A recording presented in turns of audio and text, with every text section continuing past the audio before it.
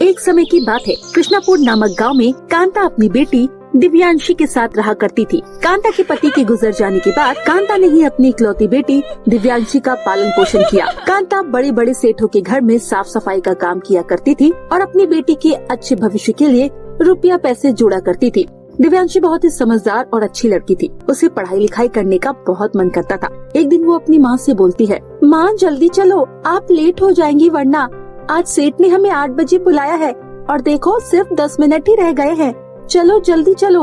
हाँ बेटा, मेरे दिमाग से तो निकल ही गया था, चलो जल्दी से निकलते हैं। कांता और दिव्यांशी सेठ के घर पर साफ सफाई का काम करने के लिए चले जाते हैं। दिव्यांशी बैठकर एक कोने में एक किताब उठाकर पढ़ने लगती है। वहीं कांता साफ सफाई का काम करती है। जिस सेठ के यहाँ पर कांता काम किया करती थी, वो सेठ बहुत ही अच्छा था। वो दिव्यांशी को पढ़ने लिखने के लिए किताबें दे दिया करता था, परंतु उसकी बीवी सुमन बहुत ही घमंडी और बदतमीज औरत थी, जिस कारण से वो अपने पति से लड़ाई किया करती थी। सुमन अभी अपने मायके गई हुई थी, जिस कारण से दिव्यांशी आराम से किताब पढ़ लिया करती थी। ऐसे ही दिन गुजर रहे होते हैं। एक दिन दिव्यांशी और कांता साफ सफाई करने के लिए सेठ के घर जाते हैं। तभी दिव्यांशी किताब उठाकर पढ़ने लगती है और कांता साफ सफाई में लग जाती है। कुछ देर के बाद सेठ आता है और बोलता है, दिव्यांशी बेटा, मैं तुम्हारे लिए एक नई किताब लेकर आया हूँ।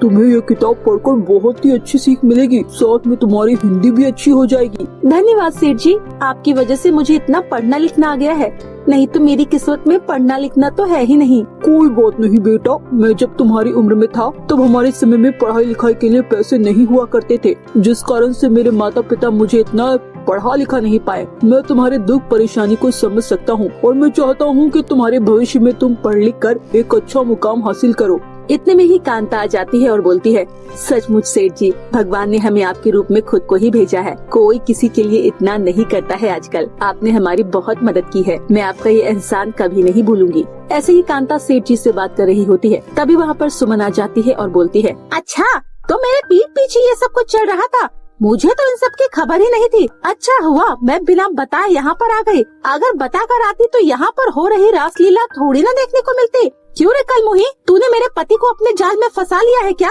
जो ऐसे तुझसे बात कर रहे हैं? मुझे तो पहले से ही तेरे चरित्र पर शक था, लेकिन अब तो मेरा शक यकीन में बदल गया है। और आप यहाँ खड़े खड़े क्या कर रहे हैं? चलिए जाइए अंदर। सेठ अपनी पत्नी से बहुत डरा करता था, क्योंकि उसकी पत्नी बहुत ही शक्की औरत थी और वो हमेशा सेठ पर शक किया करती थी और सेठ कलेश से बहुत डरता था, जिस कारण से वो अपनी पत्नी से एक शब्द भी नहीं बोलता है, क्योंकि उसे बिल्कुल पसंद नहीं था कि उसके घर की बात बाहर मोहल्ले में जाए। जिसके बाद सुमन कांता को धक्के मारकर घर से बाहर निकाल देती है और बोलती है, आज के बाद मेरे घर के सामने दिखाई मत दे जाइयो, मेरे पति पर डोरी डालती है, शर्म नहीं आती है? चल निकल जा यहाँ से। और तू यहाँ से कौन सी किताब लेकर जा रही है, चोरनी कहीं की? चल किताब दे मुझे। ऐसा बोलकर सुमन अपने घर का दरवाजा बंद कर लेती है। बेचारी कांता और दिव्यांशी बेबस आंखों के साथ अपने घर चली जाती है। घर जाकर दिव्यांशी बोलती है, माँ कितना बुरा हुआ ना, भगवान हमारे साथ कैसे कैसे करते हैं। अच्छा खासा मैं वहाँ पर किताबें पढ़ रही थी, लेकिन अब वो नहीं पढ़ सकूंगी। बेटा कोई बात नहीं, मैं तुम्हारे लिए किताबें लाने की कोशिश करूंगी। अभी के लिए तो मुझे काम ढूंढना है, खाने के लिए घर में सिर्फ थोड़ा सा राशन बचा है। अगर वक्त पर काम नहीं मिला तो हमें भूखे ही रहना पड़ेगा। हाँ आप सही कह रही हैं, अभी के लिए मुझे बहुत तेज भूख लगी है, चलकर खाना खाते हैं। ठीक है बेटा, मैं खाना बनाती हूँ, तब तक तुम जंगल से थोड़ी लकड़ी ले आओ। दिव्यांशी लकड़ियाँ लेने के लिए चली जाती है, वहीं कांता खाना बनाने लगती है। ऐसे ही दिन गुजर रहे होते हैं। एक दिन दिव्यांशी बाहर आंगन में खेल रही होती है, तभी उसे आंगन में एक आम पड़ा हुआ दिखाई मिलता है। दिव्यांशी उस आम को उठाती है और अपनी माँ को दिखाने के लिए अपने घर में जाती है। माँ देखो, मुझे बाहर आंगन में आम पड़ा मिला, मुझे बहुत दिनों से आम खाने का मन कर रहा था। अच्छा हुआ मुझे आम मिल गया। लेकिन बेटा ये आम आखिरकार आंगन में आया कैसे? क्या पता माँ, आम बेचने के लिए कोई आया होगा जिसका एक आम गिर गया होगा। दिव्यांशी ऐसा बोल रही थी। तभी एक बूढ़ी अम्मा आती है और बोलती है, बेटा कुछ खाने को है तो दे दो, मुझे बहुत भूख लगी है, मुझसे बिल्कुल भी खड़ा नहीं हुआ जा रहा। अम्मा अभी तो मैंने खाना नहीं बनाया है, आप थोड़ी देर रुकिएगा, मैं खाना बना देती हूँ। बेटा मुझे बिल्कुल भी रुका नहीं जा रहा है, मुझे ये आम ही दे दो खाने के लिए। ठीक है अम्मा जी, आप ये आम खाने के लिए ले लो, वैसे भी बाद में कभी और मैं आम खा लूंगी। दिव्यांशी अपना मन मार कर अम्मा जी को आम दे देती है। अम्मा जी को पहले से सब कुछ पता था कि कैसे दिव्यांशी ने अपना मन मार कर आम दिया था। कांता खाना बनाती है और अम्मा जी को भरपेट खाना खिलाती है। ये देख अम्मा जी बोलती है, बेटा बहुत ही स्वादिष्ट खाना बनाया था तुमने, मुझे खाकर तो बहुत ही आनंद आया। बेटा मैं बहुत ज्यादा थक गई हूँ, बड़ी दूर से पैदल से आ रही हूँ। मैं यहाँ पर आज के लिए आराम करना चाहती हूँ। क्या मैं यहाँ पर आराम कर सकती हूँ? जी जरूर अम्मा जी, इसको अपना ही घर समझिए। आप यहाँ पर बिल्कुल आराम कर सकती हैं। आप यहाँ पर लेट जाइएगा। मैं और दिव्यांशी नीचे जमीन पर सो जाएंगे। आपको किसी भी चीज की जरूरत हो तो मुझे बता दीजिएगा। मैं यही पास ही सो रही हूँ। अम्मा जी पलंग पर सो जाती है और दिव्यांशी और कांता जमीन पर सो जाती है। अगले दिन जब सुबह होती है तो दिव्यांशी देखती है अम्मा जी तो पलंग पर है ही नहीं, इसलिए वो बाहर ढूंढने के लिए उन्हें जाती है। तभी वो देखती है जहाँ पर उसे आम पड़ा मिला था वहीं पर एक पेड़ नजर आता है। ये देख दिव्यांशी अपने आप से बोलती है, हे भगवान, मैं ये क्या देख रही हूँ? यहाँ पर पेड़ कैसे आ गया? दिव्यांशी अपनी माँ को आवाज लगाकर बुलाती है। तभी वहाँ पर कांता आती है। माँ देखो ये पेड़, मुझे लगता है वो कोई मामूली अम्मा जी नहीं थी, बल्कि कोई दिव्य शक्ति थी जिन्होंने यहाँ पर अपने जादू से पेड़ प्रकट कर दिया। दिव्यांशी इतना बोल ही रही होती है कि तभी उस पेड़ के ऊपर से एक सुनहरा पन्ना गिरता है जिस पर लिखा होता है, हे जादुई पेड़, कर दे कमाल और दिखा दे हमारी मुश्किल आसान। दिव्यांशी की इतना बढ़ते ही वो पेड़ मामूली पेड़ से एक जादुई आम के पेड़ के रूप में बदल जाता है जिसके ऊपर बहुत सारे आम होते हैं। उस जादुई पेड़ को देखकर कांता और दिव्यांशी हैरान रह जाते हैं। तभी वो जादुई पेड़ बोलता है, मुझे यहाँ पर अम्मा जी तुम्हारी मदद करने के लिए छोड़ गई है, इसलिए मैं तुम्हारी मदद करना चाहता हूँ। तुम मेरे जादुई पेड़ से एक आम तोड़ लो। जादुई पेड़ के कहने पर दिव्यांशी एक आम तोड़ लेती है। तभी जादुई आम बोलता है, बताओ बताओ, तुम मुझसे क्या मांगना चाहती हो? मैं तुम्हारी सारी दुख तकलीफ दूर करूँगा। बोलो क्या करना है? उतने में ही दिव्यांशी बोलती है, हे जादुई आम, हमें खाने के लिए थोड़ा सा राशन दे दो और मुझे पढ़ने लिखने का बहुत मन करता है, इसलिए तुम मुझे एक किताब भी दे दो। दिव्यांशी के इतना बोलते ही जादुई आम बहुत सारा राशन और पढ़ने के लिए 5-6 किताबें दे देता है। ये देख दिव्यांशी और कांता बहुत ही खुश हो जाते हैं। सचमुच भगवान ने हमारे ऊपर कृपा दिखा ही दी। हे भगवान, आपका बहुत बहुत शुक्रिया। तभी जादुई पेड़ बोलता है, अच्छा तो ठीक है, मैं चलता हूँ। अगली बार मुझे बुलाना हो तो तुम वही जादुई मंत्र पढ़ना, बिल्कुल मत भूलना। ऐसा बोलकर जादुई आम का पेड़ एक मामूली पेड़ के रूप में बदल जाता है। दिव्यांशी बेटा, अब तो सब कुछ ठीक होने वाला है। अब तो तुम स्कूल भी जा पाओगी। हाँ माँ, मुझे पढ़ाई लिखाई में भी कोई आगे नहीं कर पाएगा और साथ में हम भरपेट खाना भी खाएंगे। बेटा, ये है हमारी मेहनत और सच्चाई का फल, इसलिए तुम कभी बेईमानी मत करना और ना ही घमंडी होना। धीरे धीरे करके सब कुछ ठीक हो जाता है। जादुई आम के पेड़ की मदद से कांता अपना एक अच्छा घर बना लेती है। साथ में अपनी खुद की एक राशन की दुकान खोल देती है, जिसके बाद वो अपनी बेटी को स्कूल में एडमिशन भी करवा देती है। ऐसे ही उन दोनों माँ बेटी की जिंदगी हंसी खुशी से बीतती है। एक गांव में अलीशा नाम की एक लड़की रहती थी। जब अलीशा छोटी थी तब उसकी माँ हमेशा के लिए उसे छोड़कर चली गई थी। अलीशा के पिता कमल हमेशा काम के सिलसिले में शहर में रहा करते थे, इसीलिए कमल ने अलीशा की देखभाल के लिए सोनिया नाम की एक औरत से दूसरी शादी कर ली थी। सोनिया शुरू में तो अलीशा की बहुत ज्यादा ख्याल रखती, लेकिन जैसे जैसे दिन बीतते गए सोनिया का व्यवहार अलीशा के प्रति बदल जाता है। कुछ सालों बाद सोनिया की एक प्यारी सी बेटी होती है जिसका नाम सोनिया पूजा रखती है। पूजा के पैदा होते ही सोनिया अलीशा के साथ बुरा व्यवहार करने लगती है और अपनी बेटी का ध्यान रखने के लिए अलीशा को ही कहा करती। सोनिया पूरा दिन अपनी सहेलियों के साथ शॉपिंग करती और घूमने जाया करती थी और घर आने पर वो पूरा दिन फोन पर टाइम पास करती थी और इधर पूजा का ध्यान अलीशा ही रखती थी। अलीशा पूजा से और पूजा अलीशा से बहुत ज्यादा प्यार करती थी। ऐसे ही धीरे धीरे पूजा बड़ी होने लगती है और अलीशा को ही अपनी सगी बहन मानने लगती है। ये देखकर सोनिया का व्यवहार अलीशा के लिए और भी बुरा हो जाता है। सोनिया अलीशा को ठीक से खाना भी नहीं देती थी, वो उसे बहुत मारती पीटती भी थी। एक दिन की बात है, अलीशा किचन में बर्तन साफ कर रही होती है, तभी उसके हाथ से एक कांच की कटोरी गिरकर टूट जाती है। तभी अलीशा की सौतेली माँ सोनिया रसोई घर में आती है और कांच की कटोरी टूटी हुई देखती है और बोलती है, नालायक, तूने मेरी कांच की कटोरी तोड़ दी। ये पूरे 12 सेट की थी। तुझे पता भी है कि ये कितना महंगा है। तुमने मेरी 12 कटोरियों का पूरा सेट ही खराब कर दिया। ठीक से काम नहीं कर सकती क्या? खाने के समय तो तेरा हाथ जल्दी जल्दी चलता है, तब तुझसे कोई गलती नहीं होती है। काम के समय में तो हमेशा तुझसे कोई न कोई गलती होती रहती है। माँ, मुझे माफ कर दीजिए, मैंने ये सब जानबूझकर नहीं किया। अब तुझे माफी नहीं, सजा मिलेगी। अब तुझे पूरा दिन खाना नहीं मिलेगा, तब जाकर तेरी अकल ठिकाने आएगी, समझी? और फिर सोनिया चली जाती है और रात होती ही जब अलीशा खाना बनाकर लेकर आती है, तुझे पता है ना आज तुझे खाना नहीं मिलेगा, इसीलिए हमें खाना खाते वक्त घूरना नहीं। अब जा यहाँ से, थोड़ी देर में आके बर्तन साफ कर देना। अलीशा अपने कमरे में जाकर अपनी माँ की तस्वीर को देखकर रोने लगती है। वही पूजा उसके लिए थोड़ा सा खाना लेकर आती है और बोलती है, दीदी आप खाना खा लो, मम्मी बहुत बुरी है, वो आपके साथ बहुत बुरा व्यवहार करती है। नहीं पूजा, ऐसा नहीं बोलते, वो हमारी माँ है, मुझे भूख नहीं है, ये खाना खाना तुम ही खा लो। नहीं दीदी, मुझे पता है माँ ने आज आपको खाना नहीं दिया और आपको बहुत ज्यादा भूख लगी है, इसीलिए मैं आपके लिए ये खाना माँ से छुपा कर लाई हूँ। प्लीज दीदी, आप मेरे लिए थोड़ा सा खाना खा लो। पूजा अलीशा के सामने खाने की प्लेट रख देती है कि तभी वहाँ पर सोनिया आ जाती है। अच्छा, तो तू यहाँ बैठकर मेरी बेटी से खाना मंगवा रही है? मैंने तुझे बोला था ना कि तुझे एक दिन खाना नहीं मिलेगा, तो तेरी हिम्मत कैसे हुई मेरी बेटी से खाना मंगवाने की? नहीं माँ, मैं खाना नहीं खा रही थी।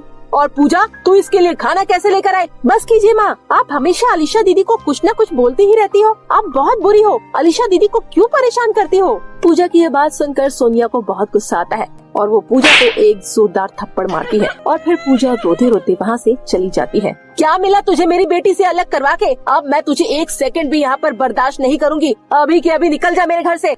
माँ, मुझे घर से मत निकालिए, मैं अकेले कहाँ जाऊंगी? मैं तो कुछ भी नहीं जानती हूँ बाहर के बारे में। प्लीज माँ, मुझे मत निकालिए। सोनिया अलीशा की एक भी बात नहीं सुनती है और अलीशा को हाथ पकड़कर घर से बाहर निकाल देती है। अलीशा अपनी माँ की तस्वीर को हाथ में लिए जंगल की ओर निकल जाती है। रोते रोते वो एक पेड़ के नीचे आकर बैठ जाती है और अपनी माँ की तस्वीर को देखते हुए बोलती है, माँ, कहाँ हो माँ? आप मुझे छोड़कर कहाँ चली गई? आप ही बताइए, मैं कहाँ जाऊँ? आप तो मुझे बचपन में ही छोड़कर चली गई। अब मेरा कोई भी नहीं सहारा है माँ। नहीं माँ, मुझसे प्यार ही नहीं करती। अब मैं कहाँ जाऊँ, क्या करूँ? अलीशा अपनी माँ की तस्वीर को देखकर ये सब बोल ही रही होती है कि तभी उसके सामने उसकी माँ प्रकट हो जाती है। अलीशा, तुम रोना बंद करो बेटा।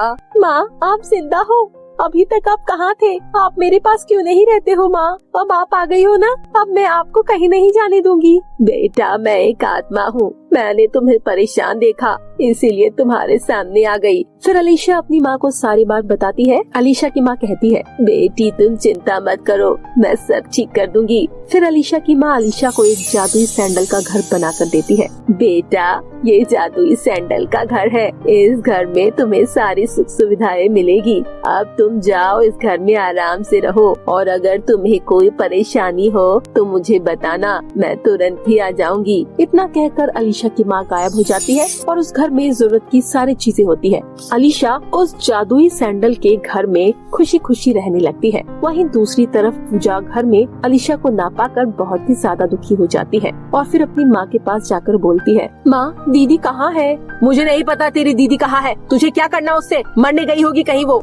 मुझे तो ऐसा लगता है आपने मेरी दीदी को घर से बाहर निकाला है। बताओ ना माँ, मुझे अपनी दीदी के पास जाना है। ये सब बात सुनकर सोनिया को बहुत गुस्सा आता है और वो जोरदार पूजा को एक और थप्पड़ लगा देती है। मिल गई तेरी दीदी, अब जाकर चुपचाप अपने कमरे में पढ़ाई कर, मेरा दिमाग मत खा। मैं तो यहाँ से जा रही हूँ, जिस घर में मेरी दीदी के लिए जगह नहीं है उस घर में मैं भी नहीं रहूंगी। पूजा घर से बाहर जा रही होती है कि तभी उसके पिताजी कमल शहर से वापस आ जाते हैं। क्या हुआ पूजा बेटा, तुम कहाँ जा रही हो? पिताजी, माँ ने दीदी को घर से बाहर निकाल दिया है। नहीं नहीं, मैंने कुछ नहीं किया। नहीं नहीं पिताजी, माँ झूठ बोल रही है, माँ ने दीदी पर बहुत अत्याचार किया था। पूजा की बात सुनकर कमल को बहुत ज्यादा गुस्सा आता है और वो सोनिया को एक थप्पड़ जड़ देता है। तुम्हारी हिम्मत कैसी हुई मेरी बेटी के साथ ऐसा करते हुए? मैं तो तुम्हें उसकी माँ बनाकर लेकर आया था ताकि तुम उसकी सेवा कर सको, पर तुम तो एक डायन निकली जो मेरी बेटी के साथ इतना अत्याचार करती रही। दुष्ट औरत, मैं तुम्हें अब इसके लिए कभी माफ नहीं करूँगा। और फिर कमल और पूजा वो घर छोड़कर जाने लगते हैं। चलो बेटा, अब हम यहाँ नहीं रहेंगे और अब तुम अकेले रहना इस घर में। पूजा और कमल सोनिया की एक बात नहीं सुनते और जंगल की ओर अलीशा को ढूंढने के लिए निकल जाते हैं। फिर उन्हें जंगल में आगे जाते जाते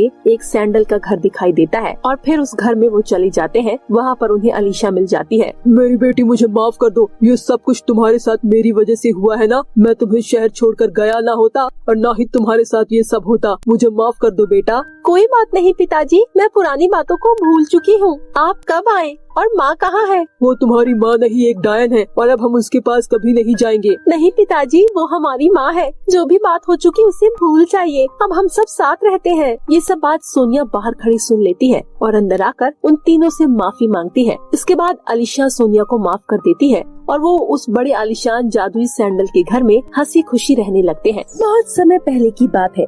ढोलकपुर नामक गाँव में बहुत सुंदर हीरे का पेड़ था, जिसके ऊपर सोने चांदी के फल भी आते थे। वो जादुई हीरे का पेड़ गांव के जरूरतमंदों और गरीबों की मदद करता था। हे जादुई हीरे का पेड़, मेरी बेटी की तबीयत खराब है, मुझे थोड़े पैसों की जरूरत है, आप मेरी मदद कीजिए। मुझे अपनी बेटी का ऑपरेशन करवाना है, पर मेरे पास बिल्कुल भी पैसे नहीं है। जी जी अम्मा जी, आप चिंता मत करो, जब तक आपके गांव में ये हीरे का पेड़ है तब तक आपको चिंता करने की कोई जरूरत नहीं है। मैं अभी आपको अपने पेड़ से एक हीरा देती हूँ जिससे कि आप अपने बेटी का अच्छे से इलाज करवा पाएंगे। ऐसा कहकर वो जादुई हीरे का पेड़ उस बूढ़ी अम्मा को अपने पेड़ से हीरे देता है।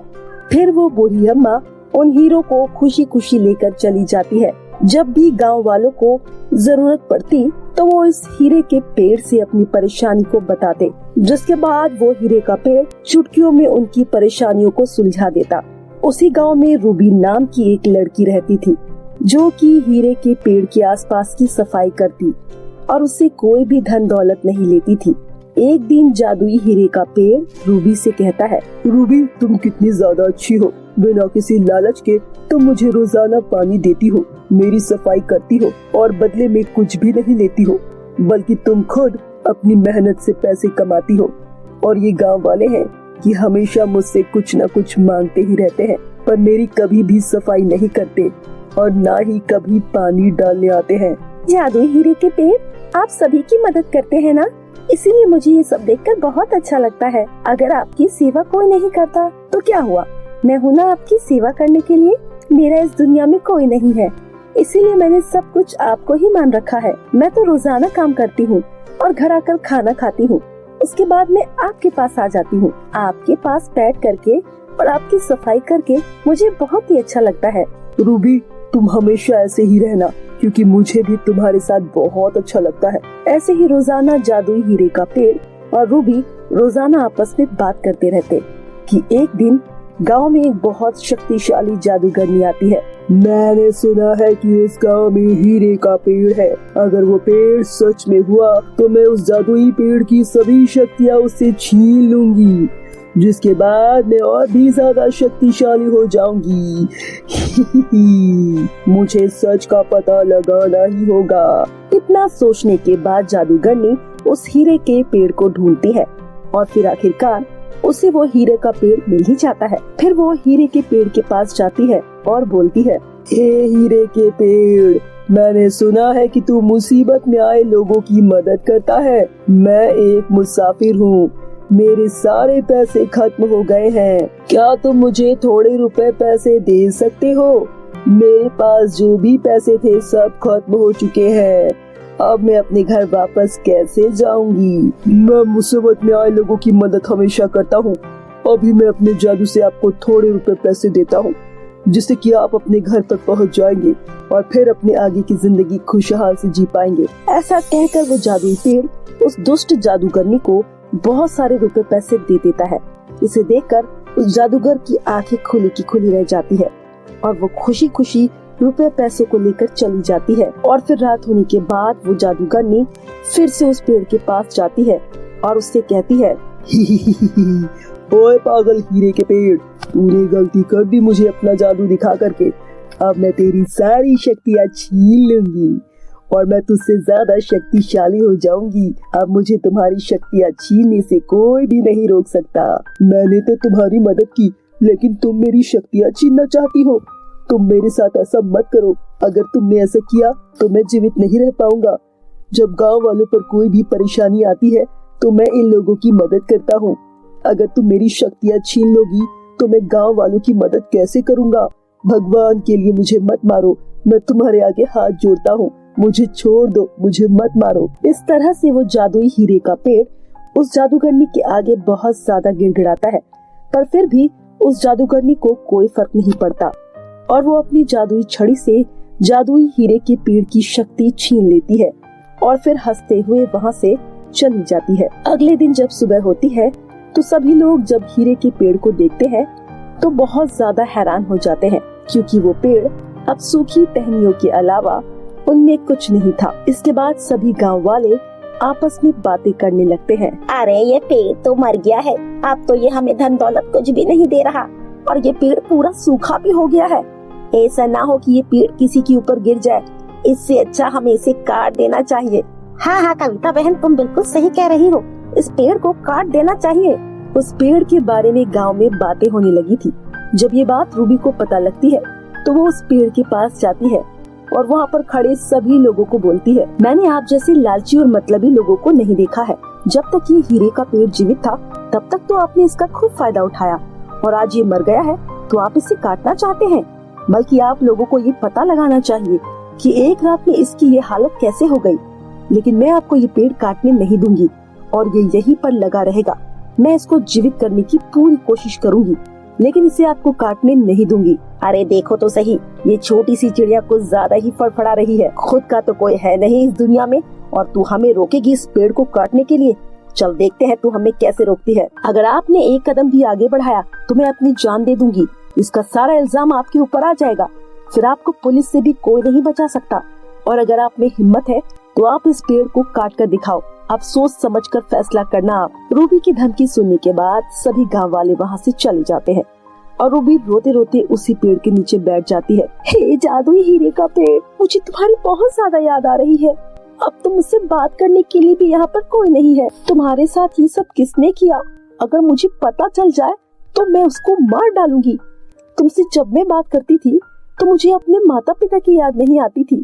ऐसा लगता था तुम ही मेरे माता पिता हो। कभी अकेलेपन का तो मुझे पता ही नहीं चला, लेकिन आज मैं बहुत अकेला महसूस कर रही हूँ। काश मैं तुम्हारे लिए कुछ कर पाती और तुम्हें दोबारा से जीवित कर पाती। ऐसे ही रूबी बहुत जोर जोर से रो रही थी और उसके आंसू जादुई हीरे की पेड़ की जड़ पर पड़ते हैं तो उस पेड़ से एक आवाज आती है। रूबी, तुम बहुत ज्यादा अच्छी हो। तुमने मेरा साथ नहीं छोड़ा। जो कुछ भी यहाँ पर हुआ मैंने सब कुछ देखा है। कैसे तुम अपनी जान देने के लिए राजी हो गई थी, जैसे कि तुमने मुझसे वादा किया था कि तुम मेरे को कभी भी नहीं छोड़ोगी। तुमने अपना वादा पूरा किया। मेरे में अभी भी थोड़ी सी जान बाकी है, पर मैं ज्यादा देर तक जीवित नहीं रह सकता हूँ। जादुई पेड़, क्या तुम बात कर सकते हो? तुम्हारी आवाज सुनकर मुझे बहुत अच्छा लगा। क्या मैं तुम्हारी कुछ मदद कर सकती हूँ जिससे कि तुम पहले की तरह ठीक हो जाओ? रूबी, मैं पहले की तरह ठीक हो जाऊंगा, लेकिन तुम्हें यहाँ से काफी दूर नील गगन पहाड़ी के पास वाली नदी से मेरे लिए वहाँ का पानी लाना होगा और फिर वो पानी मेरी जड़ों में डालना होगा, जिससे कि मैं पहले की तरह जीवित हो जाऊंगा। वरना इसके अलावा मेरे ठीक होने का कोई चारा नहीं है। पर उस पहाड़ी पर जाना इतना भी आसान नहीं है। वो पहाड़ियों का रास्ता जंगली जानवरों से भरा हुआ है और वहाँ पर भूत और चुड़ैलें भी रहती है, इसीलिए तुम्हें काफी सावधानी से वहाँ पर जाना होगा। जादुई पेड़, तुम बिल्कुल भी चिंता मत करो। मैं तुम्हारे लिए अपनी जान को भी खतरे में डाल सकती हूँ, पर मेरी कोशिश यही रहेगी कि मैं सही सलामत वापस आ जाऊँ और तुम्हें पहले की तरह जीवित कर पाऊँ। इतना बोलने के बाद रूबी जंगल के रास्ते निकल जाती है। वो जब जंगल से गुजर रही होती है तो वहाँ से बहुत ही डरावनी आवाज आ रही थी और कुछ आत्माएं और चुड़ैल उसका पीछा भी करती है और उस पर कुछ जंगली जानवर हमला करने की कोशिश करते हैं। पर इन सभी से बचकर रूबी उस नदी के पास पहुँच ही जाती है और उस नदी के पास जाकर कहती है, हे नदी, जादुई हीरे के पेड़ को आपकी पानी की जरूरत है। क्या मैं आपकी नदी से थोड़ा पानी ले जा सकती हूँ? रूबी के इतना बोलने के बाद वो नदी रूबी को पानी देने के लिए तैयार हो जाती है। पानी लेने के बाद रूबी वापस अपने गांव आ जाती है और उस हीरे के पेड़ के पास जाकर वो पानी डाल देती है। पानी डालते ही वो जादुई हीरे का पेड़ पहले की तरह जीवित हो जाता है। जीवित होते ही वो पेड़ बहुत ज्यादा खुश हो जाता है और खुशी के मारे बोलता है, रूबी, मैं तुम्हारा किस तरीके से धन्यवाद करूं? अगर मेरा कोई सगा भी होता तो मेरे लिए इतना नहीं करता जितना कि तुमने मेरे लिए किया है। तुमने मुझसे कभी भी धन दौलत का लालच नहीं किया और मेरे लिए इतना कुछ किया, बल्कि गांव वालों ने मेरे से इतना कुछ लिया, फिर भी इन लोगों ने मेरी मदद नहीं करी और मुझे काटने के लिए तैयार हो गए। तुम बहुत ज्यादा अच्छी हो। तुम्हारे जैसे लोग बहुत कम होते हैं दुनिया में। ऐसी बातें मत करो जादुई हीरे का पेड़। मैं तो शुरू से ही तुम्हें अपना मानती हूँ और तुम अब किसी की भी कोई मदद नहीं करोगे और अपने इस हीरे के पेड़ को एक साधारण पेड़ के रूप में बना लोगे और जैसे सभी पेड़ों पर साधारण फल आते हैं उसी तरीके से तुम सभी को केवल फल ही दोगे, वरना फिर से तुम्हारी शक्तियों का कोई गलती इस्तेमाल करेगा। क्योंकि इस बार तो मैंने तुम्हें बचा लिया, पर पता नहीं मैं तुम्हें दोबारा बचा भी पाऊंगी या नहीं। रूबी, तुम बिल्कुल सही कह रही हो। अगर तुम मेरे लिए पानी नहीं लाती और मुझे फिर से वापस जीवित नहीं करती तो उस जादूगरनी की मेरे द्वारा छीनी हुई शक्तियाँ खत्म नहीं होती। इसीलिए तुम्हारा बहुत बहुत शुक्रिया। इसीलिए मैं साधारण सेब का पेड़ हो जाऊंगा और सिर्फ तुम मेरे पेड़ से सेब तोड़कर बेच सकती हो। इसके बाद जादुई हीरे का पेड़ एक साधारण सेब के पेड़ के रूप में बदल जाता है और फिर रूबी खुशी खुशी उस पेड़ से सेब तोड़ती है और बाजार में बेचती है, जिसे वो बिना कठिनाई के अपनी जिंदगी हंसी खुशी से बिताती है और साथ में ही उस पेड़ की देखभाल भी करती है। एक समय की बात है, काजल अपनी माँ कमला और अपने पिता रमेश के साथ कन्नौज में रहा करती थी। कमला और रमेश अपनी बेटी काजल से बहुत प्यार किया करते थे। वो दोनों कभी भी अपनी इकलौती बेटी काजल को किसी चीज की कमी नहीं होने दिया करते थे। काजल भी अपने माता पिता से बहुत प्यार किया करती थी। उनका छोटा सा परिवार बहुत ही ज्यादा खुशहाल था। ऐसे ही समय बीत रहा था। एक दिन उनकी खुशियों को नजर लग जाती है। अचानक से एक दिन कमला को हार्ट अटैक आ जाता है। अफरा तफरी में कमला को अस्पताल में एडमिट कराया जाता है। डॉक्टर की कुछ देर चेकअप के बाद डॉक्टर ऑपरेशन थिएटर से बाहर आते हैं और बोलते हैं, माफ कीजिएगा रमेश जी, हमने कमला जी को बचाने की बहुत कोशिश करी, लेकिन उनके पूरे हार्ट पर ब्लड जम चुका था, जिसको मेल्ट करना बहुत मुश्किल था। फिर भी हमने उनको इंजेक्शन दिया, लेकिन वो उस डोज को बर्दाश्त नहीं कर पाई और इस दुनिया को छोड़कर चली गई। डॉक्टर जी, आप ये क्या बोल रहे हैं? ऐसा नहीं हो सकता, मुझे बिल्कुल भी विश्वास नहीं हो रहा है। ये खबर सुनकर रमेश और काजल पूरी तरीके से टूट जाते हैं। रमेश को तो विश्वास ही नहीं होता, इसीलिए वो खुद अपनी पत्नी को सामने से देखने के लिए जाता है।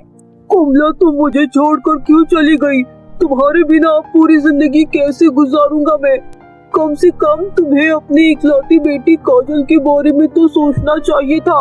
अब मैं उसे अकेले कैसे पाल पाऊंगा? काजल ने कभी भी नहीं सोचा था कि उसे अपनी माँ के बिना अपनी पूरी जिंदगी बितानी पड़ी। जैसे तैसे रमेश अपने आप को संभालता है और अपनी बेटी और कुछ रिश्तेदारों के साथ मिलकर कमला का अंतिम संस्कार कर देता है। ऐसे ही कुछ दिन बीत जाते हैं। काजल किसी से बात नहीं करती थी, पूरा दिन एक कोने में बैठी रहती थी। वहीं दूसरी ओर रमेश अपने होश में भी नहीं रहता है और वो अपनी बेटी को संभाल नहीं पाता है। जैसे तैसे कुछ रिश्तेदार उसके घर पर आते हैं और उसे संभालते हैं। बेटा, तुम्हें शादी कर लेनी चाहिए, अभी तो तुम्हारे आगे तुम्हारी पूरी जिंदगी पड़ी है। यूं अकेले रहना बहुत मुश्किल है, एक हमसफर का होना तो बहुत जरूरी है। तुम तो जानते हो मेरी कोई औलाद नहीं थी और तुम्हारे फूफा जी भी गुजर गए थे, इसलिए मैंने शादी नहीं करी। लेकिन तुम्हारी तो एक औलाद भी है, तुम अपने बारे में नहीं तो कम से कम अपनी बेटी के बारे में तो सोचो। रमेश को अपनी बुआ जी की बात सही लगती है, इसलिए वो बुआ के कहने पर बुआ की देखी हुई लड़की शांति नाम की औरत से दूसरी शादी कर लेता है। शांति की खुद की भी एक बेटी थी जो कि काजल की उम्र की थी, जिसका नाम था शालिनी।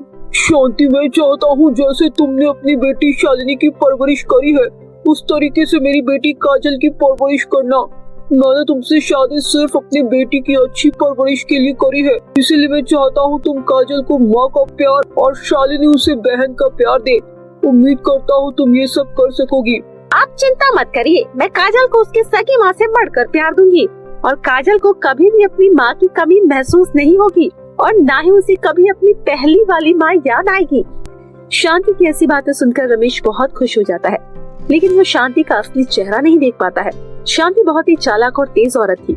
रमेश की गैर मौजूदगी में शांति काजल से ही सारा काम करवाती है। ऐसे ही एक दिन, मैंने तुझे सब्जी रोटी बनाने के लिए बोला था, तू सब्जी रोटी बना रही थी या किचन में मौज कर रही थी? माँ, वो गैस खत्म हो गया है, अब मैं क्या करूँ? मतलब क्या करूँ? जंगल से जाकर लकड़ियाँ लेकर आ जा। शांति बहुत ही तेज औरत थी। वो अच्छे पकवान बनाने के लिए मेन स्विच से गैस बंद कर दिया करती थी और इसी बहाने वो काजल को जंगल से लकड़ियाँ लाने के लिए भेज दिया करती और इतनी देर में गैस पर अच्छे पकवान बनाकर अपनी और अपनी बेटी के साथ खाया करती। आज तो बहुत ही टेस्टी बर्गर बना है। अरे तुझे पता नहीं तेरी माँ कितनी बड़ी शेफ है, टेस्टी तो बनेंगे ही बर्गर, जल्दी जल्दी खा ले।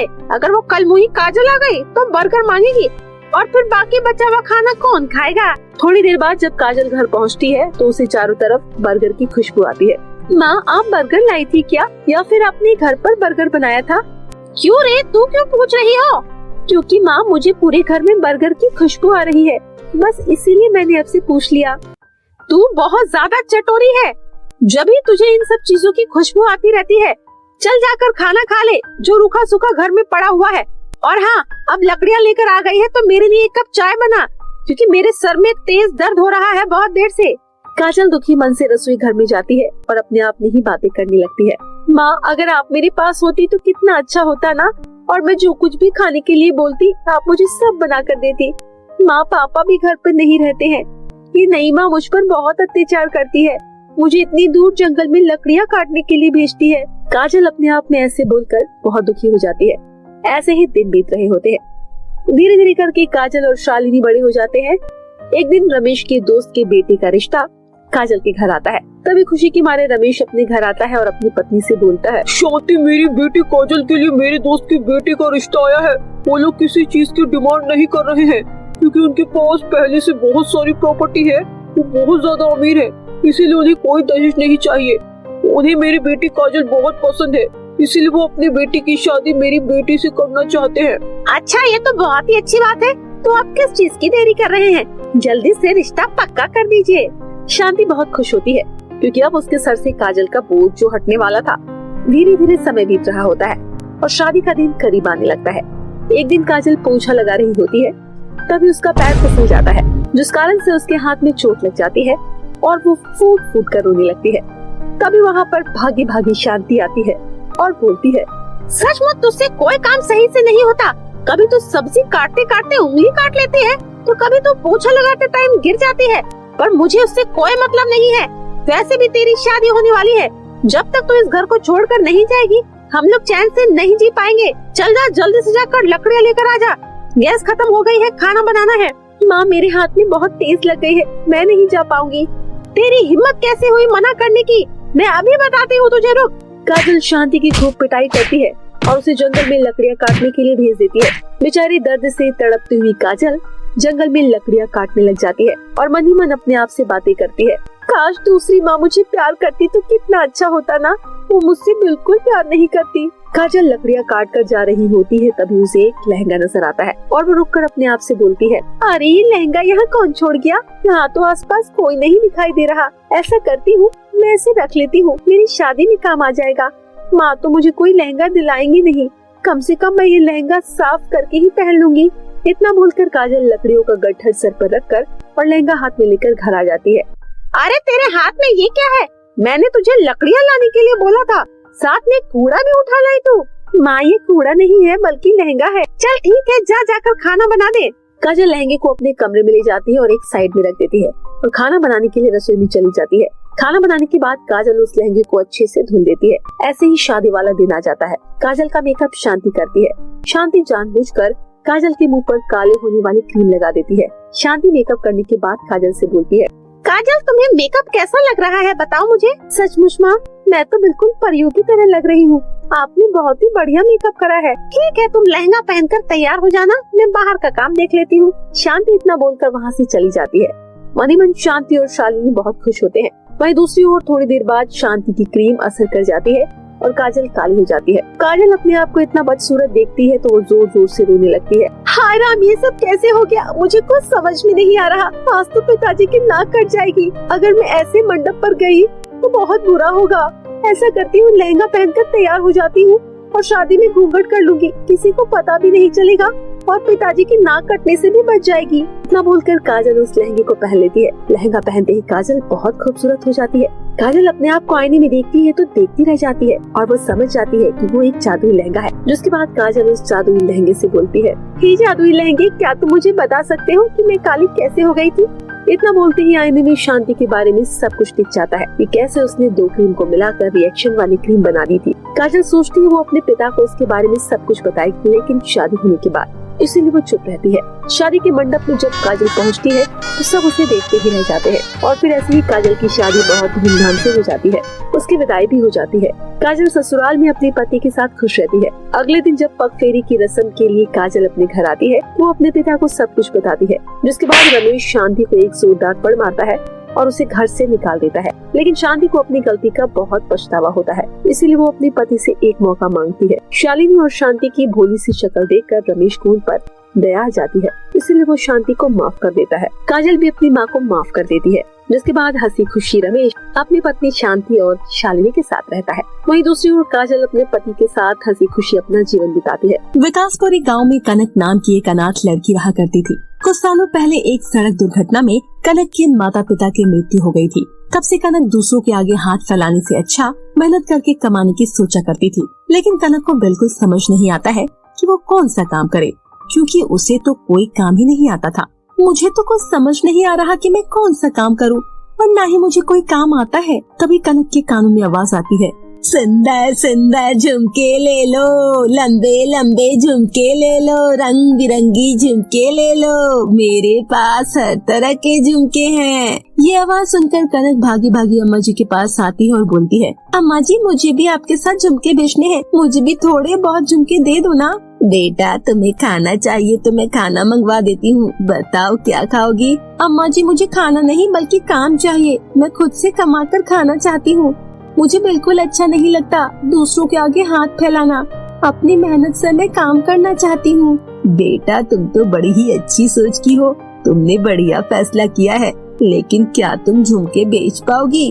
अम्मा जी मुझे अभी कुछ नहीं आता, लेकिन मैं धीरे धीरे करके तो सीख ही जाऊंगी। आप मुझे झुमके दे दीजिए, मैं जल्दी इनको बेचने की कोशिश करूंगी। ठीक है बेटा, ये 1 दर्जन झुमके हैं, एक जोड़ी झुमके बेचने पर तुम्हें 50 रुपए मिलेंगे। ठीक है अम्मा जी। कनक उन झुमकों को लेकर बेचने के लिए निकल जाती है। झुमके ले लो, लंबे और छोटे बड़े झुमके ले लो, रंग बिरंगे आप सभी के पसंद के। बेटा ये हरे वाले झुमके कितने के हैं? आंटी जी 100 रुपए के हैं। ठीक है बेटा, मुझे हरे वाले झुमके दे दो। आंटी जी आप ये वाले देखो, लाल वाले, ये भी बहुत अच्छे हैं, अभी अभी नया फैशन आया है इनका, आप एक बार इसे देखिए तो ये आपके ऊपर बहुत प्यारे लगेंगे। ठीक है बेटा, तुम बोल रही तो मैं ले लेती हूँ, ये लो पैसे। ऐसे ही धीरे धीरे करके कनक के सारे झुमके बिक जाते हैं। अगले दिन, अम्मा जी ये लो पैसे। अरे बेटा तुमने तो सचमुच कमाल कर दिया, तुमने पूरे दिन में सारे झुमके बेच दिए, मुझे तो विश्वास नहीं हो रहा है, बल्कि तुम्हें तो अभी दुकानदारी भी नहीं आती है, लेकिन बहुत ही अच्छा करा है तुमने, शाबाश बेटा। लेकिन आज मैं तुम्हें पूरे 5 दर्जन झुमके दे रही हूँ, और हाँ ये रहे तुम्हारी मेहनत के पैसे, ऐसे ही मन लगाकर काम करती रहो, एक दिन तुम जरूर तरक्की करोगी। थैंक यू अम्मा जी। पैसे और झुमकों को पाकर कनक खुश होती है। ऐसे वो वहाँ से चली जाती है। तभी कुछ दूर जाकर कनक को एक लड़की दिखाई देती है जो जोर जोर से रो रही थी। उस लड़की को रोता देख कनक उसके पास आती है और बोलती है, क्या हुआ, तुम रो क्यों रही हो, तुम्हारा क्या नाम है? दीदी मेरा नाम जानकी है, मुझे बहुत तेज भूख लगी है, आप मुझे खिला दीजिए, मेरा इस दुनिया में कोई नहीं है। अच्छा पहले तुम चुप हो जाओ और रोना बंद करो, और क्या खाना है तुम पहले मुझे ये बताओ। दीदी आप मुझे कुछ भी खिला दीजिए, मुझे तो सिर्फ पेट भरना है, मैंने 2 दिनों से कुछ नहीं खाया है। कनक को जानकी के ऊपर दया आ जाती है और वो जानकी को अपने घर ले आती है और भरपेट खाना खिलाती है। खाना खाने के बाद कनक जानकी से पूछती है, अच्छा तो जानकी अब तुम कहाँ पर रहा करती थी? दीदी मैं एक आंटी के पास रहा करती थी, वो आंटी मुझसे घर का सारा काम कराती थी। उन आंटी की एक बड़ी सी कोठी थी, वो मुझसे पूरी कोठी में साफ सफाई का काम करवाया करती थी, और ऊपर से मुझे खाना भी नहीं देती थी, बहुत मारती थी।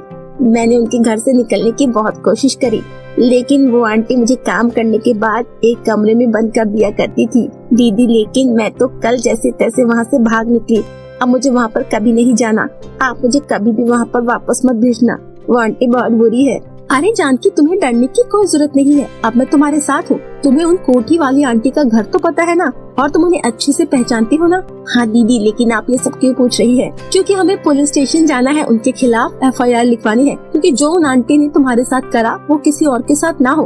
कनक जानकी को अपने साथ पुलिस स्टेशन ले जाती है और उन आंटी के खिलाफ FIR लिखवा देती है। कुछ देर बाद पुलिस वाले उन आंटी को गिरफ्तार कर लेते हैं। तूने मेरे खिलाफ FIR लिखाकर अच्छा नहीं किया, तू नहीं जानती तूने कितना बुरा करा है, मैं तुझे छोड़ूंगी नहीं। मैडम पहले आप तो छूट जाओ, फिर मुझे कुछ करना। और एक बात और, आइंदा किसी बच्चे पर अत्याचार करने से पहले इस जेल की 4 दीवारी को अच्छे से याद कर लेना। इतना बोलकर कनक जानकी के साथ वहाँ से चली जाती है और घर आकर कनक जानकी से बोलती है, जानकी मैं झुमके बेचने जा रही हूँ, तुम यहाँ घर पर रहकर आराम करना, मैं जल्दी वापस आऊंगी। झुमके लेकर जानकी उन्हें बेचने के लिए चली जाती है।